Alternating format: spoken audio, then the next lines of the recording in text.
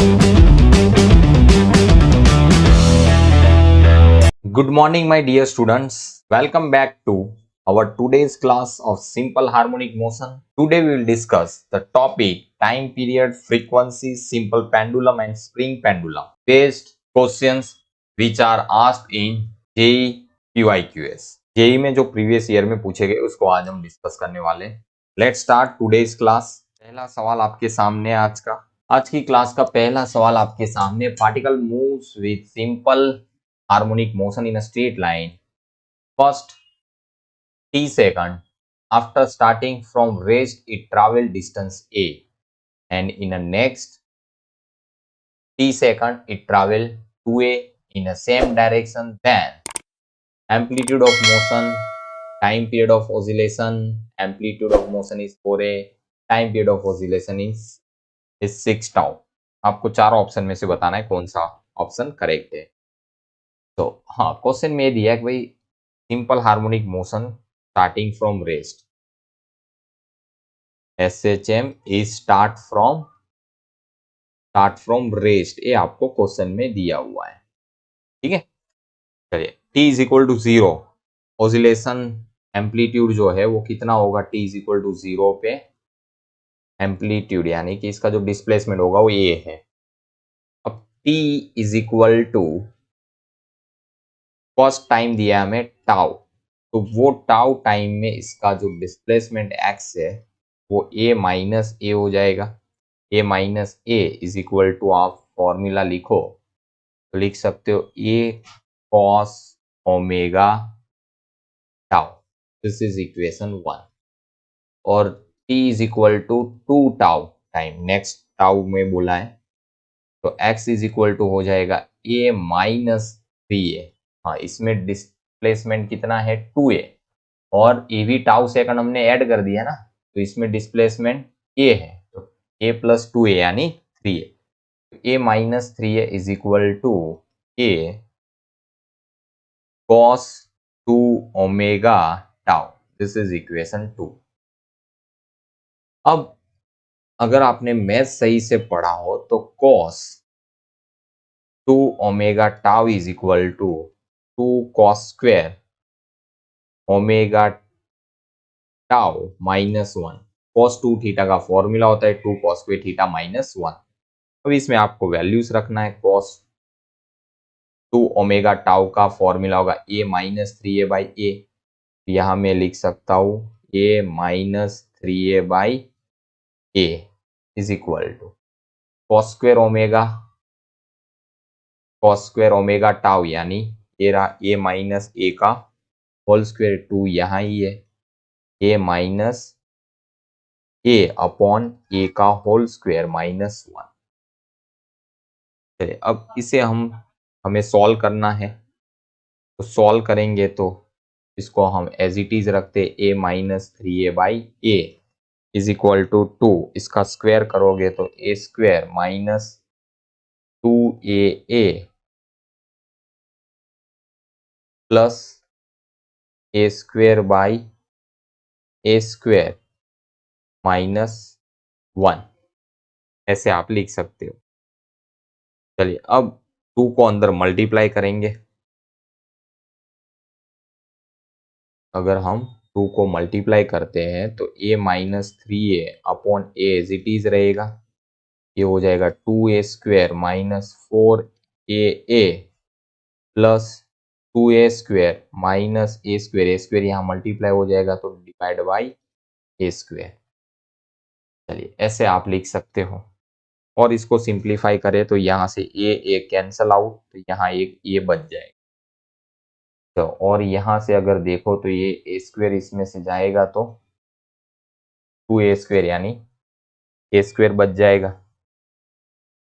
यहाँ आप लिख सकते हो ये ए सामने चला गया, तो a square minus 3a equal to a square minus 4a plus 2a square. यहाँ से ए स्क्वायर भी कैंसल आउट और ये 4a इस साइड आ जाएगा तो 4a minus 3AA is equal to 2A²। तो यहाँ से 4AA में से -3A जाएगा तो AA is equal to 2A²। तो AA कैंसल आउट, तो यहाँ एक A बच जाएगा। तो आप इसे लिख सकते हो small a by capital A is equal to 1/2। ऐसा आप लिख सकते हो। अब आप cos ओमेगा t का ये वाला फॉर्मूला देखो तो यहाँ cos omega tau is equal to आप लिख सकते हो a माइनस ए बाई ए।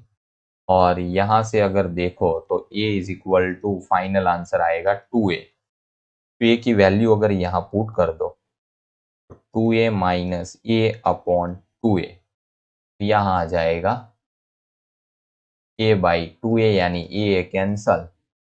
तो cos omega tau is equal to 1/2। cos 1/2 होता है cos π/3 यानी कि 60 cos 60। तो यहाँ ये दोनों साइड से cos कैंसल, तो omega tau is equal to π/3। और सिंप्लीफाई करेंगे ओमेगा को लिख सकते हो आप 2π/3 into tau is equal to π/3। तो pi pi cancel out, t is equal to 6 tau. T is equal to 6 tau. Here you can see match with option. Then you can see time period of oscillation is 6 tau. यानी कि option D जो है वो answer के साथ match कर रहा है। Correct answer for this problem is option D. I hope guys are you clearly understand. Let's move for a new problem.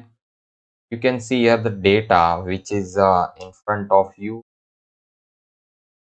Here in this data is given in an experiment for determining the gravitational acceleration g of place with the help of a simple pendulum. The measured time period square is plotted against the string length of the pendulum is given figure. यहाँ पे आपको t square versus l का graph दिया हुआ है। तो simple सी बात है कि भाई पहले इसका स्लोप निकाल लो। Slope is what t square by l की वैल्यू आपको देगा। टी स्क्वेयर बाई एल आपको निकालना है। तो यहाँ आप देख सकते हो अगर कोई भी 2 पॉइंट ले, ठीक है, मैं ये 2 पॉइंट कर ले रहा हूँ, इसमें 8 माइनस 2 अपॉन 2 माइनस 0.5 यानी 6 अपॉन 1.5। 6 अपॉन 1.5 अगर आप करते हो तो यहाँ आपका आंसर आएगा 3 कैंसिल हो जाएगा तो 2/0.5।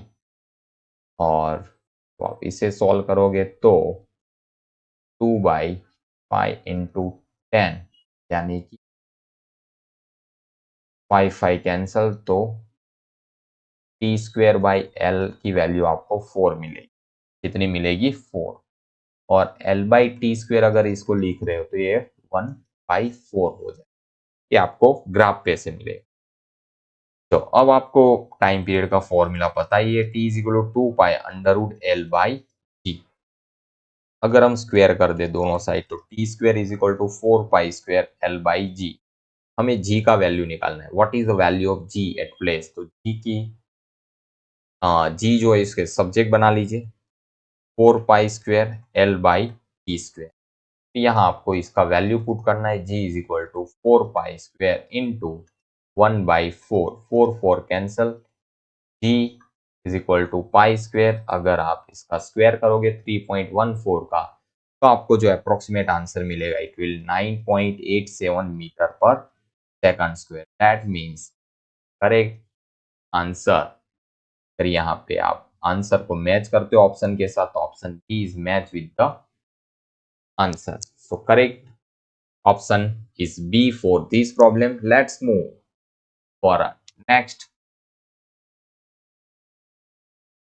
Here you can see the data. The amplitude of simple pendulum oscillating in air with a small spherical bob decreases from 10 centimeter to 8 centimeter in a 4 second.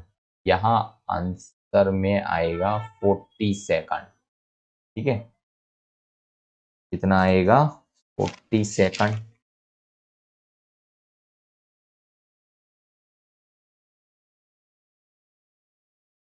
40 second, 40 second.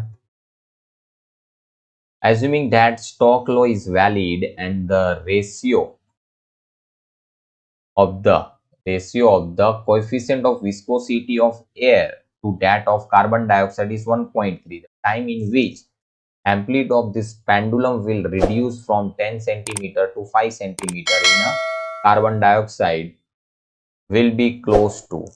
ln 5 की values दी है, ln 2 का values दिया है.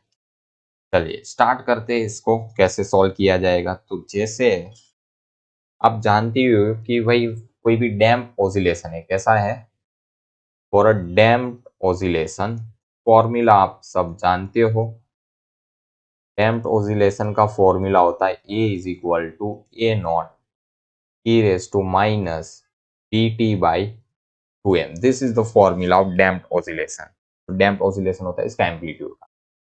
चलिए फिर इसके बाद damping force जो लग रहा है उसके बारे में बात की है कि भाई वो जो डैम्पिंग है का रेशियो भी दिया आपको.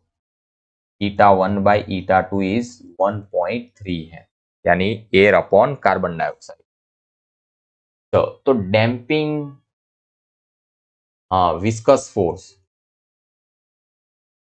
विस्कस फोर्स के बारे में भी आप जानते हो, Stokes law. This is F is equal to 6 pi eta R we.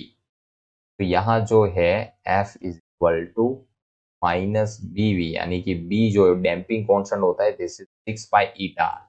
ठीक है, तो ये आपको B मिल गया. तो अगर आप पहले एयर मीडियम में बात करते हो, फॉर एयर मीडियम में जब वो ऑसिलेट कर रहा है तो इसका एम्पलीट्यूड 10 सेंटीमीटर से 8 हुआ, यानी कि 8 is equal to A not की जगह पे 10 e raise to minus B आपका होगा 6 पाई ईटा 1 आर T1 रख दो इसको upon 2m. This is equation 1. और इसको आप सिंप्लीफाई करो तो यहां से ये 4 और ये 5, तो आप इसे लिख सकते हो ln 4/5 is equal to minus 6 pi eta 1 R T1 by 2m. एक इक्वेशन हुआ. और कार्बन डाइऑक्साइड के लिए लिखो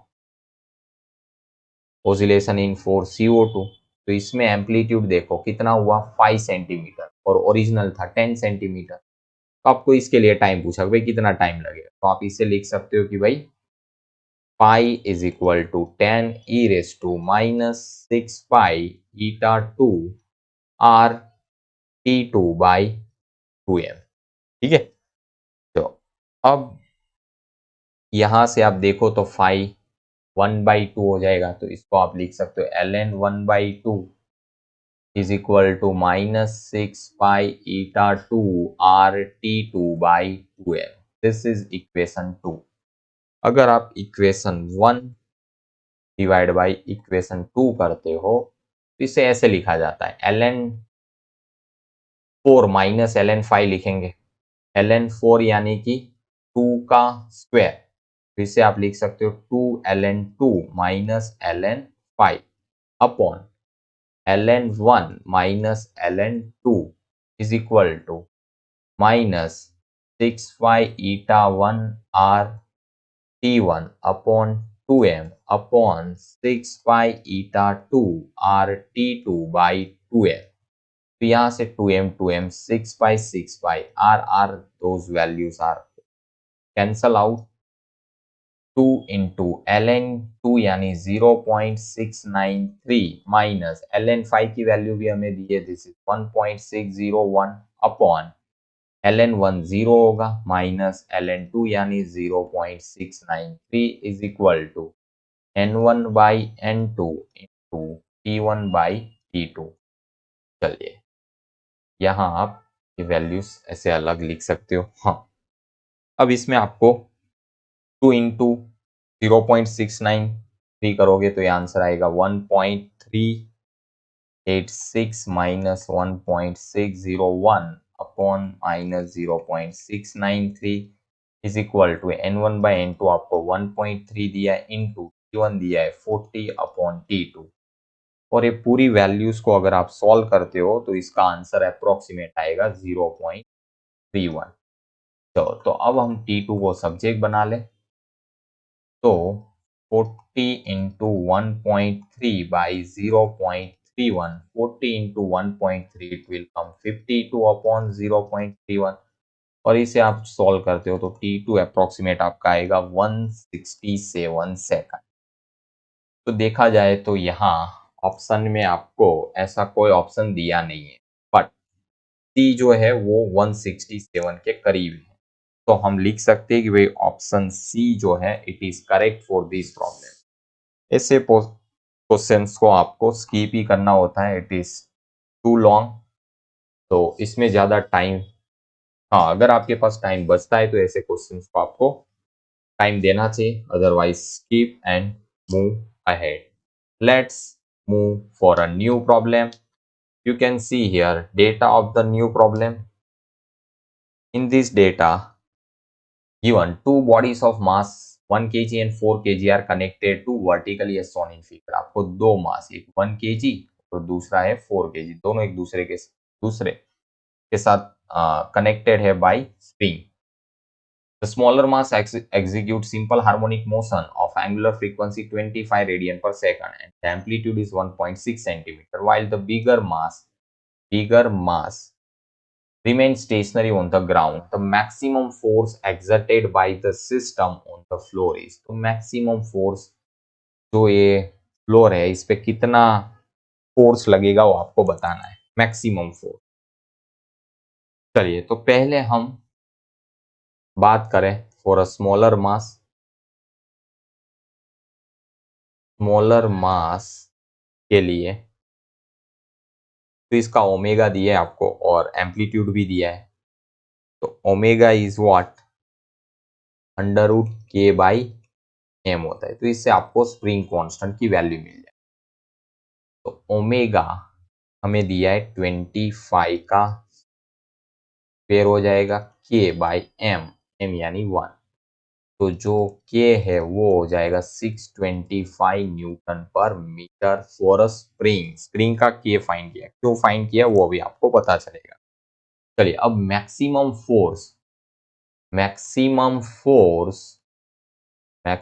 force on the floor by the system या तो force exerted by system on the floor, तो टोटल फोर्स कितना लगेगा, तो एक तो ये 1 kg जो है वो लगाएगा, फिर 4 kg है वो भी डाउनवर्ड, प्लस जब ये स्प्रिंग दबेगा तो यहाँ स्प्रिंग जब कंप्रेस होगा तो जो रिस्टोरिंग फोर्स है या तो ऊपर गया तब भी रिस्टोरिंग फोर्स, जब स्प्रिंग ऊपर जाएगा तो जो रिस्टोरिंग फोर्स है के एक्स वो कहाँ लगेगा, नीचे की ओर, तो के एक्स फोर्स भी इसमें इंट्रोड्यूस होगा। तो एक है 1g 1 इंटू जी को हम 10 ले लेते हैं प्लस 4 इंटू जी 10 प्लस 625 और x दिया है आपको x 1.6 सेंटीमीटर, एम्पलीट्यूड कितना है 1.6 सेंटीमीटर, तो it is 1.6 into 10 raise to minus.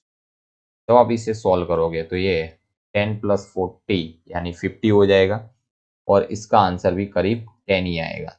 60 Newton force इस पे लगेगा, फ्लोर के ऊपर लगेगा अप्रोक्सीमेट।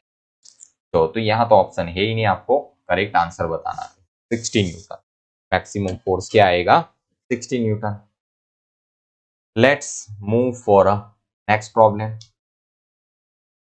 प्रॉब्लम का डेटा आपके सामने है, आप देख सकते हो। An ideal gas enclose in a vertical cylinder container support freely moving piston of mass m. The piston and the cylinder have equal cross sectional area. When the piston is in equilibrium, the volume of the gas is V0.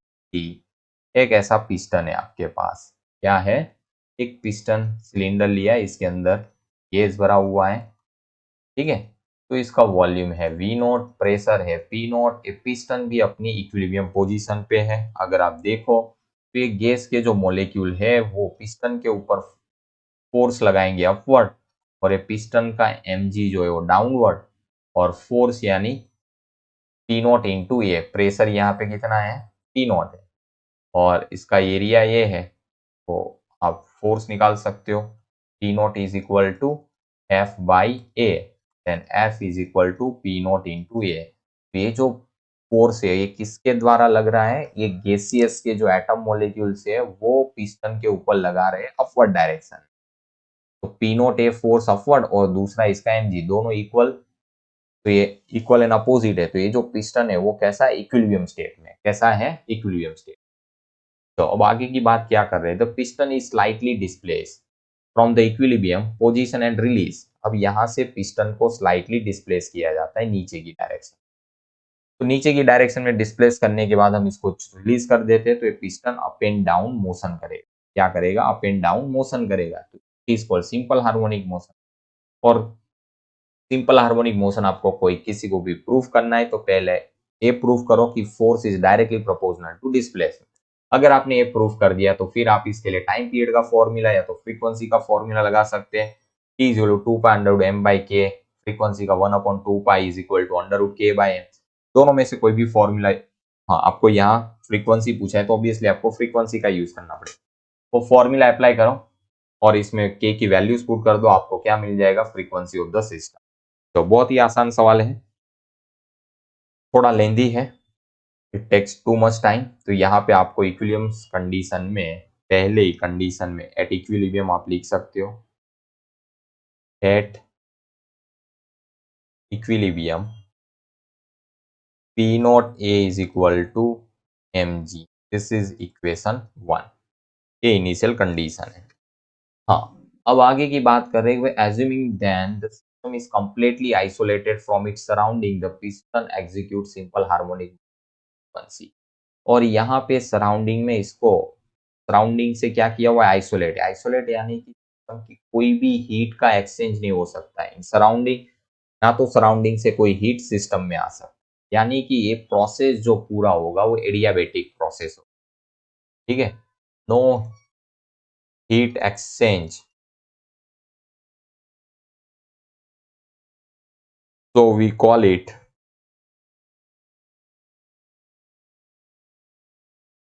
this process is adiabatic। कौन सा process होगा ये, adiabatic process होगा। तो adiabatic process के लिए हम जानते हैं कि भाई P1 V1 raise to gamma is equal to P2 V2 raise to gamma, तो यहाँ हम लिख सकते हैं P not V not raise to gamma is equal to PV raise to gamma. ये इनिशियल प्रेशर वॉल्यूम है, ये फाइनल प्रेशर और वॉल्यूम है। चलिए फिर अगर आगे बात करें तो पहले सिस्टम जो था का ये लेंथ हम मान लेते हैं कि x नॉट था इनिशियल, फिर आप इसको कंप्रेस करोगे तो obviously x not minus x हो जाएगा, और इसका एरिया आपको ये लेना है। तो हम यहाँ पे नोट कर सकते हैं P not, sorry P not लिखना है यहाँ पे आपको, पी नॉट वॉल्यूम की जगह पे लिख सकते हो a x not raise to gamma is equal to p, volume की जगह पे a into x not minus x to gamma, आपको ये लिखना है, एरिया भी आएगा। तो ए रेस टू गामा तो आप देखो यहाँ से कैंसिल ही हो जाएगा, ये गामा तो बचेगा क्या, पी को आप सब्जेक्ट बना लो, तो P is equal to P not x not gamma upon x not minus x raise to gamma, ऐसे आप लिख सकते हो। तो ये प्रेशर आ गया। For a slight displacement, slight displacement, slight displacement के लिए आप लिख सकते हो, हाँ, अब नया जो रिस्टोरिंग फोर्स होता है F restoring force is equal to क्या होगा, mg minus P A, mg minus P A, क्योंकि अब प्रेशर भी चेंज हो गया, mg तो उतना ही रहेगा, ठीक है, mg डाउनवर्ड नीचे जा रहा है, और प्रेशर तो जैसे गैस कंप्रेस होगा तो प्रेशर चेंज होगा ना, ये pa हो गया। ठीक है, तो अब इसकी वैल्यूज रख दो, और mg is what, p not a है। mg की वैल्यू क्या है, p not a minus p को भी हमने फाइंड कर लिया, p not x not raise to gamma upon x not minus x raise to gamma into a. तो this is f, f restoring force. तो अब मैं इसको आगे की स्लाइड में सॉल्व करता हूँ, बाकी की जो चीजें हैं।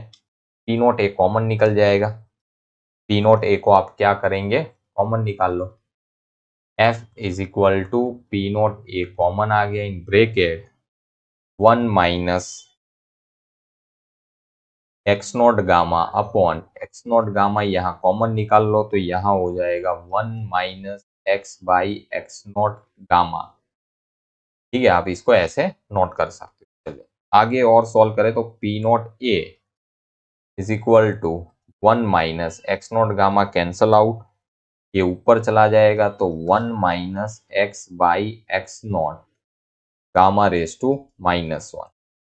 चलिए और सिंप्लीफाई करें तो पी नॉट ए 1 माइनस ये गामा जो है अंदर आ जाएगा, तो it will become 1 plus gamma x by x not, ऐसे लिखा जाएगा अकॉर्डिंग टू बाइनोमियल एक्सपांशन। तो P not A bracket open करोगे तो 1 minus 1 minus gamma x by x not, तो 1 1 कैंसल आउट, यानी p not a gamma upon x not into x, आगे sign minus, this is f. ये क्या है, F हमने फाइंड किया, तो यहाँ आप क्लियरली देख सकते हो F is directly proportional to X. This is what condition of, this is the condition of SHM, these are what condition of SHM। तो यहाँ से आपको K का वैल्यू मिल गया, फ्रीक्वेंसी का फॉर्मूला आप जानते हो, फ्रीक्वेंसी ऑफ SHM मोशन, तो F is equal to 1/2 under root K by M। तो 1/2 अंडर रूट K की वैल्यू हमें मिली P not A gamma upon x not, और मास की जगह पे आप लिख सकते हो m। चलिए इसको और सिंप्लीफाई करें तो हम वॉल्यूम से अगर मल्टीप्लाई कर दे दोनों साइड, या तो एरिया से मल्टीप्लाई कर दे, तो 1/2 P not A square gamma A x not होता है वॉल्यूम बी नॉट एम। तो अब आप ऑप्शन में अगर देखने जाओ, एफ इज इक्वल टू आपको मिला P not A square gamma upon V not into M, और आगे 1/2। चलिए अगर हम ऑप्शन में मैच करते हैं, है ही नहीं, ए वाला ऑप्शन बी भी पॉसिबल नहीं है, बी नहीं है, सी में देखो तो a square gamma p not upon m, यहाँ पे ए भी नहीं है, तो सी जो है वो करेक्ट आंसर है, मैच कर रहा है हमारे ऑप्शन के साथ। देख सकते हो आप ऑप्शन सी जो है which is correct answer for this problem. I hope guys are you clearly understand. बहुत ही लॉन्ग क्वेश्चन था, बट अगर थोड़ा ही दिमाग लगाओगे तो आसानी से सॉल्व कर सकते हो, अगर आपके सारे कंसेप्ट क्लियर हैं। चलिए आगे बढ़ते हैं अगले प्रॉब्लम की ओर। अगले प्रॉब्लम का डेटा आप देख सकते हो, ये रहा आपके सामने। डेटा में आपको दिया हुआ है a mass 1 kg is put on a flat pan attached to a vertical spring, attached to a vertical, यहाँ आपको एक मास दिया है, देखो स्प्रिंग बॉटम के साथ यहाँ पे है, और यहाँ पे एक एम मास का ब्लॉक रखा है फ्लैट सरफेस के ऊपर, attach to vertical spring fixed on a ground, mass of the spring and the pan is negligible. Mass of the spring और पान दोनों आपको नेग्लिजिबल करना है, उसका मास कंसीडर नहीं करना है। When pressed lightly and release the mass execute simple harmonic motion, the spring constant is 500 newton per meter, what is the amplitude of the motion so that m is tend to get detached from the pan। मतलब कि m मास, मतलब ये इतने से oscillate करने लगे तो ये जो m मास है वो पान से ऊपर चला जाए, डिटेच हो जाए। ठीक है। तो इसका एम्पलीट्यूड कितना होगा, तो ये सिचुएशन आपको देखने को मिले। तो अगर हम इक्विलिब्रियम की बात करें, एट इक्विलिब्रियम की बात करें तो हम ऑब्वियसली बात है कि भाई नॉर्मल फोर्स तो अपवर्ड लगता है, mg डाउनवर्ड, और जो रिस्टोरिंग फोर्स है वो कहाँ लगेगा, वो भी अपवर्ड। अगर ये स्प्रिंग को दबाता है तो यहाँ जो रिस्टोरिंग फोर्स है kx वो अपवर्ड लगेगा जब ये एक स्टेबल कंडीशन में हो। एट इक्विलिब्रियम की बात करें तो n plus kx is equal to mg, ठीक है। When m mass detach m mass detach with pan, then normal force will be 0। जैसे ही वो डिटेच हुआ तो नॉर्मल फोर्स क्या हो जाएगा, 0। kx इज इक्वल टू आप क्या लिख सकते हो, kx is equal to mg। और कंडीशन में भी आप देखो तो ये जो k है, ठीक है, का वैल्यू कैसा होना चाहिए, बड़ा होना चाहिए। कितना, या तो इससे बड़ा हो कि एक्स वाला फोर्स, तभी तो ये अपवर्ड डायरेक्शन में फोर्स लगेगा, तो इसको अलग कर देगा 5 से। तो यहाँ एक्स यानी एम्पलीट्यूड, इसको यही बोल लो, greater than equal to mg by k. तो यहाँ मास है 1, जी है, जी आप ले लो 10, और के हमें दिया है 500। 0 0 कैंसल, तो 1/50 यानी 2/100 यानी 0.02। This is the metre, metre में आंसर आएगा ये। सेंटीमीटर में करना है तो ए ग्रेटर देन 2 सेंटीमीटर। तो आप देख सकते हो ऑप्शन में, ऑप्शन ए जो है वो करेक्टली मैच कर रहा है आंसर के साथ, कि जब ये 2 या तो 2 से ज्यादा सेंटीमीटर एम्पलीट्यूड से ऑसिलेट करेगा तो ये जो मास पान के ऊपर आपने रखा हुआ है ये यहाँ से अलग हो जाएगा, डिटेच हो जाएगा, पान से ऊपर चला जाएगा, ठीक है। तो I hope guys are you clearly understand. Let's move for a next problem. Next problem का डेटा आप देख सकते हैं, दिया हुआ है। Two simple pendulum of length 1 metre and 4 metre respectively are both given small displacement in the same direction at the same instant. They will be again in phase after shorter pendulum has completed number of oscillation equal to। तो यहाँ दो pendulum दिए, एक का length है 1 metre और दूसरे का है L2 is equal to 4 metre. तो यहाँ पे आप दिमाग लगा सकते हो इस तरह से कि भाई एक है ये L1 लेंथ है, दूसरा पेंडुलम है इसका लेंथ है L2। तो हमने टाइम पीरियड तो पढ़ा ही है कि 2π√L/g, यानी कि जिसका लेंथ ज्यादा उसका टाइम पीरियड भी ज्यादा होगा। तो इसका टाइम पीरियड होगा t1, का टाइम पीरियड होगा t2। तो आप क्लियरली देख सकते हो कि L2 is greater than L1 है तो definitely T2 is greater than also T1 होगा। तो यानी कि ये स्लो ऑसिलेट करेगा, ये स्पीड में करेगा, तो जब इसका कुछ ऑसिलेशन हो गया तो शॉर्टर का ऑसिलेशन कितना हुआ होगा, नंबर ऑफ ऑसिलेशन हमें शॉर्टर के बताने हैं। तो जस्ट सपोज हमें पता ही नहीं है कि भाई कितना ऑसिलेशन लॉन्गर का हो रहा है और शॉर्ट का हो रहा है, तो हम मान लेते हैं कि भाई जो लॉन्गर है उसके ऑसिलेशन कम होंगे और शॉर्टर के ज्यादा होंगे। तो longer pendulum complete an oscillation and shorter pendulum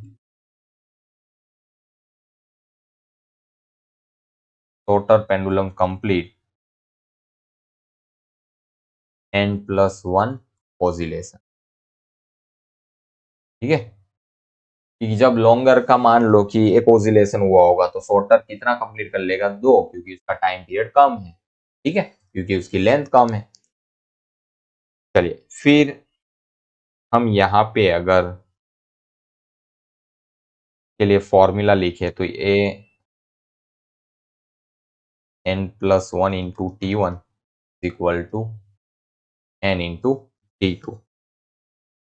तो n+1 सॉर्टेड के लिए है, तो T1 यानी 2π√L1/G equal to n 2π√L2/, ये 2π कैंसल, √G भी कैंसल। तो यहाँ आप लिख सकते हो n1+1 upon n is equal to √L2/L1। √L2 यानी 4, L1 यानी 4, यानी ये आ जाएगा 2।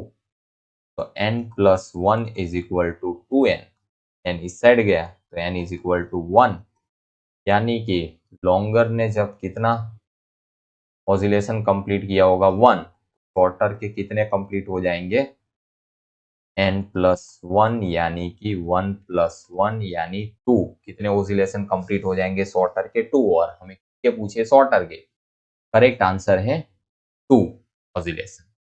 So I hope guys, are you clearly understand? Let's move for a new problem. Here you can see the problem which is in front of you. In this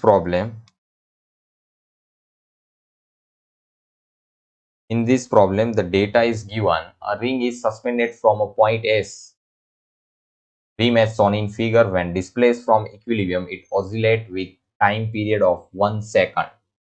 Radius of the ring is, radius find करना है। तो ये ring ऐसे है, तो इसके लिए आपको रिंग का पूरा मोमेंट ऑफ इनर्शिया के बारे में पता होना चाहिए।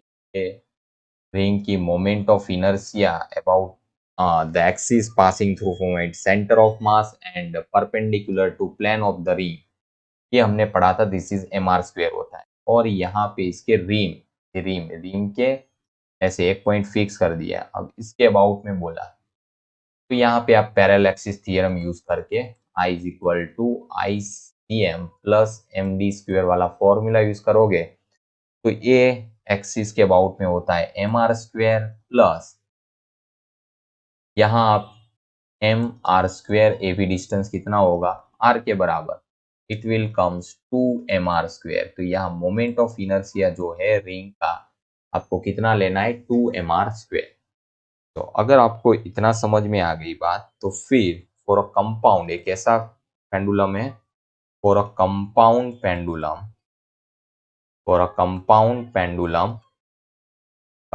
पेंडुलम के लिए आपने टाइम पीरियड का फॉर्मूला पढ़ा है, T is equal to 2π√I/mg into D. ये कंपाउंड पेंडुलम का टाइम पीरियड का फॉर्मूला होता है।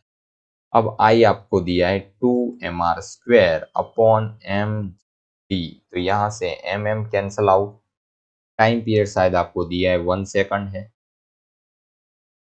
चलिए, तो ये 1 का स्क्वायर हो गया, this will come 4π² into 2r² upon d की जगह पे r, ये r कैंसिल हो जाएगा। तो आप यहाँ पे रेडियस बच जाएगा, r को सब्जेक्ट बनाओ, g अपॉन 8